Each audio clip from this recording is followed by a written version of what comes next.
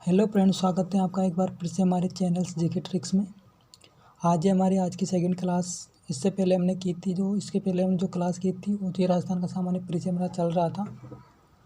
First जो class थी उसमें क्या क्या देखे थे, तो उसमें हमने राजस्थान का प्राचीन उल्लेख देखा था और राजस्थान का सामान्य नामकरण देखा था, यानी कि प्राचीन समय में राजस्थान को किन किन क्षेत्रीय नामों से पुकारते थे वो देखा था।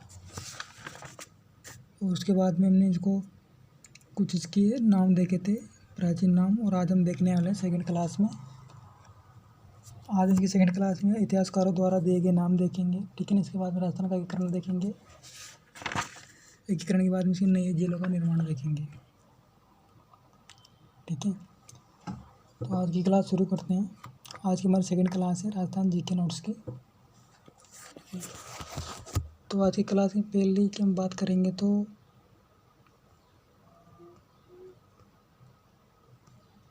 यहाँ पर है इतिहास द्वारा इन क्षेत्रीय नामों को एकीकृत रूप से अलग अलग नामों से पुकारा गया है, ठीक है ना।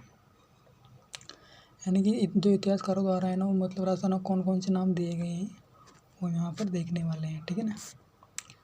तो यहाँ पे आता है राजस्थान को सर्वप्रथम राजपूताना किसने कहा था। क्वेश्चन यहाँ पर बनता है कि राजस्थान को सर्वप्रथम राजपूताना किसने कहा था। क्या? राजपूताना। तो राजस्थान को सर्वप्रथम जो राजपूताना कहा था वो किसने कहा था? किसने कहा था? जॉर्ज थॉमस ने। किसने कहा था? जॉर्ज थॉमस ने राजस्थान को सर्वप्रथम राजपूताना कहा था, ठीक है। बात करेंगे इसकी लिखित प्रमाण की, तो लिखित प्रमाण कहाँ पे मिलते हैं इसके लिखित प्रमाण मिलते हैं, इनकी पुस्तक आती है जिसका नाम है the mystery memories of Mister George Thomas. कौन सी? The mystery memories of Mister George Thomas की पुस्तक में क्या मिलता है? लिखित क्या मिलता है? प्रमाण मिलता है। क्या है इसकी पुस्तक में, ठीक है ना। अगला जो इतिहासकार है वो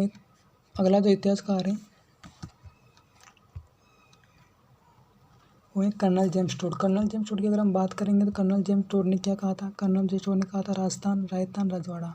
क्या नाम पुकारे थे? राजस्थान, राजस्थान, रजवाड़ा नामों से किसको पुकारा था? राजस्थान को का नाम दिया गया था कर्नल जेम्स टोड द्वारा। कौन सी पुस्तक? तो बात करेंगे लिखित प्रमाण की, तो कौन सी पुस्तक? The annals and antiquities of Rajasthan. कौन सी? The annals and antiquities of Rajasthan में क्या कहा गया था? राजस्थान, राजस्थान, रजवाड़ा कहा गया था, ठीक है ना। तो ये दो इतिहासकारों की बात हो गई जो कि राजस्थान को क्या कहा था? मिस्टर जॉर्ज थॉमस ने कहा था। The mystery memories of Mister George Thomas नामक पुस्तक में क्या कहा था? राजपूताना कहा था। और कर्नल जेम्स टोड ने क्या कहा था? राजस्थान, राजस्थान और रजवाड़ा कहा था। कौन सी पुस्तक? The annals and antiquities of Rajasthan में कहा गया था, ठीक है ना। उसके बाद में आगे देखेंगे तो यहाँ पर प्रशासनिक व्यवस्था की बात करेंगे, तो प्रशासनिक व्यवस्था में यहाँ पर प्रशासनिक व्यवस्था की अगर हम बात करेंगे, प्रशासनिक व्यवस्था में 1947 में पहले भारत में प्रशासनिक क्या थी? व्यवस्था थी। 1947 से पहले भारत में क्या थी? प्रशासनिक व्यवस्था हुआ करती थी। प्रशासनिक व्यवस्था की बात करेंगे तो यहाँ पर रियासतें हुआ करती थी, ठिकाने और केंद्र शासित प्रदेश हुआ करते थे, ठीक है ना। तो प्रशासनिक व्यवस्था की बात करेंगे यहाँ पर, तो 1947 से पहले भारत में प्रशासनिक व्यवस्था हुआ करती थी और यहाँ पर ठिकाने, रियासतें, केंद्र शासित प्रदेश हुआ करते थे। तो आज़ादी के समय राजस्थान की अगर हम बात करेंगे तो आज़ादी के समय यानी कि 1947 के टाइम की अगर हम बात करेंगे यहाँ पे, तो आज़ादी के समय राजस्थान में 19 तो क्या थी? रियासतें थी, 3 ठिकाने थे और एक केंद्र शासित प्रदेश था, ठीक है ना। 19 रियासतें थी, 3 ठिकाने थे, एक केंद्र शासित प्रदेश था, ठीक है ना। उसके बाद में बात करेंगे यहाँ पर राजस्थान का एकीकरण की। राजस्थान के एकीकरण की अगर हम बात करेंगे तो राजस्थान का एकीकरण में तो राजस्थान का एकीकरण हम अलग से समझेंगे। पहले यहाँ पर जो मोस्ट जो राजस्थान के लिए यानी कि राजस्थान की सीमा निर्धारित के लिए, राजस्थान में राज्यों को मिलाने के लिए, हटाने के लिए, वो वाले देखेंगे। तो एक तो आता है यहाँ पर चतुर्थ चरण। कौन सा चरण? चतुर्थ चरण। चतुर्थ चरण की बात कर लेते हैं। चतुर्थ चरण में क्या हुआ था? चतुर्थ चरण का जो डेट है वो 30 मार्च 1949। चतुर्थ चरण का कार्य की हम देख लेते हैं यहाँ पर। कार्य की अगर हम बात करेंगे तो यहाँ पर एक तो सीमा निर्धारण की गई थी, यानी कि राजस्थान की क्या की गई थी? सीमा निर्धारण की गया था। और हीरालाल शास्त्री ने उनको सीएम के रूप में क्या किया गया था? मनोनीत किया गया था, ठीक है ना। और राजधानी जयपुर को क्या किया गया था? सुनिश्चित किया गया था, ठीक है ना। क्या किया गया था? मतलब फोर्थ चरण की बात हो रही है। एक तो सीमा निर्धारित की गई थी, दूसरी हीरालाल शास्त्री को सीएम के रूप में मनोनीत किया गया था। और राजधानी कौन बनाई थी? जयपुर को राजधानी निश्चित किया गया था, ठीक है ना। इस चरण में राज्य के रूप में क्या हुई थी, राजस्थान की स्थापना हुई थी। कौन से चरण में, तो राजस्थान के चतुर्थ चरण में राज्य के रूप में राजस्थान की स्थापना हुई थी, ठीक है ना। क्वेश्चन कैसे भी बन सकता है, कौन से चरण में राज्य के रूप में राजस्थान की स्थापना हुई थी, तो चतुर्थ चरण में हुई थी। चतुर्थ चरण की डेट पूछ सकते हैं, 30 मार्च 1949 हो जाएगी। यहाँ पर अगर राज्य की मतलब पूछ ले कि राज्य की सीमा कौन से चरण में निर्धारित की गई, तो चौथे चरण में की गई थी। जयपुर को निश्चित राजधानी किसमें सुनिश्चित राजधानी किया गया था, तो चतुर्थ चरण में किया गया था। उसके बाद में अगला यहाँ पर अगले चरण की बात करेंगे तो आता है 7वां चरण। 30 मार्च राजस्थान दिवस, और इसी टाइम मतलब राजस्थान दिवस मनाया जाता है, ठीक है। और राजस्थान की स्थापना दिवस भी इसी दिन मनाया जाता है। कौन, 30 मार्च को राजस्थान दिवस मनाया जाता है, ठीक है। उसके बाद में अगला है 7वां चरण। 7वां चरण में क्या हुआ था कि 7वें चरण की अगर डेट की हम बात करेंगे यहाँ पे, तो 7वें चरण की डेट है 1 नवंबर 1956, 7वें चरण की। इसमें क्या हुआ था कि कुछ राज्यों को शामिल किया गया था और कुछ को अलग किया गया था, ठीक है ना। तो राज्य में शामिल स्थान, तो किस को स्थान को शामिल किया गया था, एक तो अजमेर नेटला को किया गया था, सिरोही देलवाड़ा को किया गया था, सुमेल टप्पा को किया गया था, ठीक है। अलग की अगर हम बात करते हैं, सिरोही क्षेत्र जो आता है, सिरोही क्षेत्र को राजस्थान से अलग किया गया था।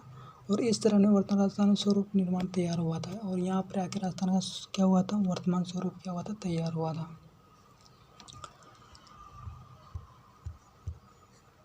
अगले इसकी बात करेंगे तो आबू देलवाड़ा को राजस्थान में मिलाने का श्रेय किसको जाता है। यहाँ पर एक डायरेक्ट क्वेश्चन बन सकता है कि आबू देलवाड़ा को राजस्थान में मिलाने का श्रेय किसको जाता है, तो आबू देलवाड़ा को राजस्थान में मिलाने का श्रेय जाता है गोकुल भाई भट्ट को जाता है, ठीक है ना। कौन सी समिति, प्रजल आयोग समिति के अंतर्गत, ठीक है। अगला यहाँ पे है कि नए जिलों का निर्माण, ठीक है ना। नए जिलों का निर्माण देख लेते हैं, कैसे कैसे नए जिलों का निर्माण हुआ था, कैसे कैसे क्या हुआ था, ठीक है ना। तो नए जिलों का निर्माण देख लेते हैं।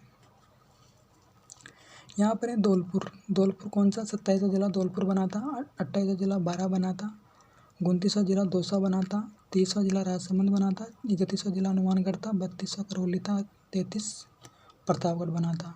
बात करेंगे धौलपुर की। धौलपुर कब बना था, 16 अप्रैल 1982 को धौलपुर बना था। यहाँ पर बात करें अगर हम बारा, दौसा और राजसमंद, बारा और दौसा राजसमंद की बात करेंगे तो इनके ये तीनों जो जिले थे वो बने थे 10 अप्रैल 1991 को बने थे ये तीनों जिले। बाकी हनुमानगढ़ की बात करेंगे तो 12 जुलाई 1994 को बना था, करौली बना था 19 जुलाई 1997 को, प्रतापगढ़ बना था 26 जनवरी 2008 को। अब इनको याद कर लेते हैं। इनको याद कैसे करेंगे कि धौलपुर है, धौलपुर एजिटेज याद रखना पड़ेगा। धौलपुर कौन सा, 27वां जिला धौलपुर है, ठीक है ना। उसके बाद हम लेते हैं 12 दौसा राजसमंद। 12 दौसा राजसमंद को कैसे याद करेंगे, तो इनको याद करेंगे बंदर से, बंदर, यानी कि 12 दौसा राजसमंद कौन है, बंदर है। क्या है, बंदर। एक चीज मान लेते हैं, 12 दौसा राजसमंद क्या है, बंदर, यानी कि 28 29 30, जैसे 27 तुमको याद रखना है धौलपुर। इसके बाद में 28 29 30 क्या है, 28 29 30 क्या है, बंदर है। 28 29 30 क्या है, बंदर। 28 29 30 बंदर है, यानी कि 10 से 12 हो जाएगा, ठीक है। 10 से 12 हो जाएगा, 10 से दौसा हो जाएगा, और राज से राजसमंद हो जाएगा, यानी कि 28 29 30 क्या है, बंदर है। 28 29 30 बंदर है, ठीक है ना। उसके बाद में 31 कौन सा, हनुमानगढ़। अब हनुमानगढ़ को कैसे याद करेंगे कि हनुमान जी को किसका 31 रुपये क्या करता है, प्रसाद चढ़ता है। भाई साहब क्या चढ़ता है, प्रसाद। हनुमान जी को क्या चढ़ता है, 31 रुपये का प्रसाद चढ़ता है, ठीक है ना।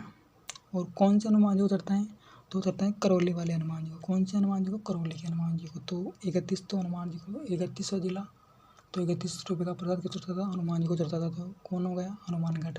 कहाँ के हनुमान जी, तो करौली के हनुमान जी। तो 32वां कौन सा हो गया, करौली। बाकी 33वां तो कौन सा, प्रतापगढ़ है ही, ठीक है ना। 26 जनवरी 2008 को ही बना था, ठीक है। तो याद होंगे, एक बार फिर से इनको दोबारा कर लेते हैं।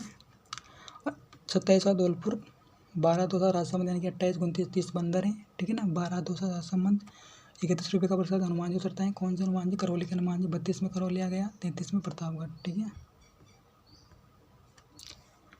इसके बाद यहाँ पर राजस्थान में नए जिलों के जो नए ज़िले बने थे उनके बारे में चर्चा कर लेते हैं। तो वर्तमान में 19 नए ज़िले वर्तमान में 19 नए ज़िले 3 नए संभागों का क्या हुआ था? निर्माण किया गया था। बजट 2023 की बात है।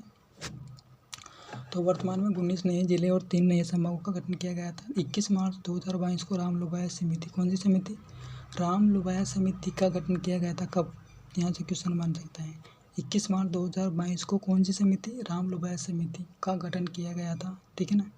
इस समिति की सिफारिश पर 17 मार्च 2023 को क्या किया गया था? अशोक गहलोत द्वारा 19 नए जिले और 3 नए संभाग बनाने की क्या की गई थी? घोषणा की गई थी। ठीक है ना। अब घोषणा पूछ ले, घोषणा कब की गई थी? तो 17 मार्च को की गई थी।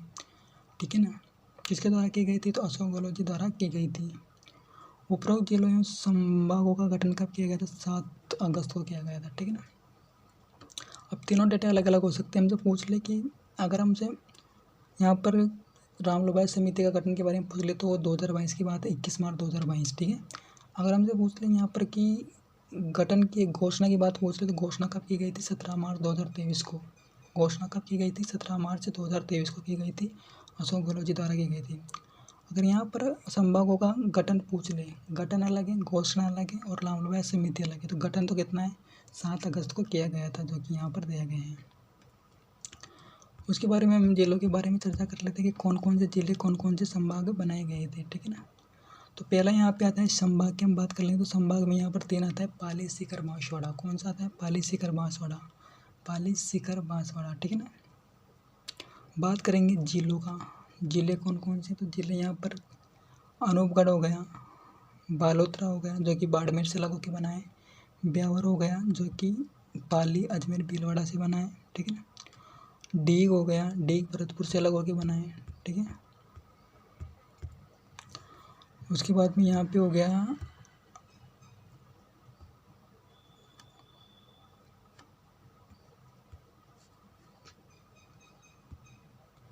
यहाँ पर हो गया केकड़ी।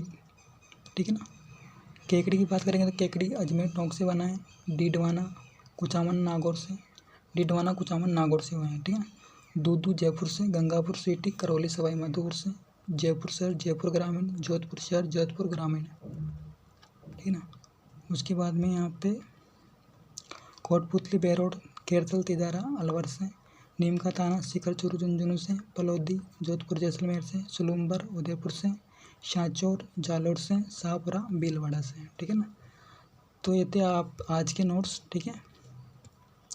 कल हम देखने वाले हैं संभागीय व्यवस्था के बारे में। ठीक है ना। संभागीय व्यवस्था को समझेंगे, इसी के साथ राजस्थान का जो सामान्य ज्ञान है उसको हम खत्म करेंगे। उसके बाद हम राजस्थान का क्षेत्रफल वगैरह उसके बारे में देखने वाले हैं। ठीक है ना। तो आज की क्लास में यही, मिलते हैं अगली क्लास में, तब तक के लिए धन्यवाद।